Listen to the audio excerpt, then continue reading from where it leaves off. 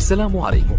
لا تنسوا الاعجاب بالفيديو والاشتراك في القناة تشجيعا لنا لنستمر بنشر المزيد إن شاء الله. السلام عليكم.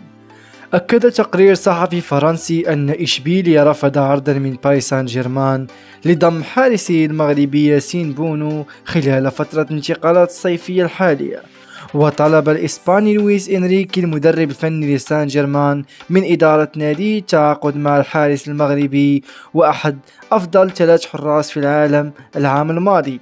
وبحسب شبكة RMC الفرنسية فإن باريس قدم عرضا بقيمة 15 مليون يورو لإشبيلية من أجل ضم ياسين بونو خلال الصيف الحالي. وأشار التقرير إلى أن إشبيلية يرفض الاستماع لأي عرض يقل عن 20 مليون يورو، لكن المفاوضات لا تزال مستمرة بين الناديين. ويسعى إنريكي لضم بونو نظرا لتمييزه في بناء اللاعب بقدمه من أجل منافسة الإيطالي جان لويجي دوناروما على التواجد في التشكيل الأساسي.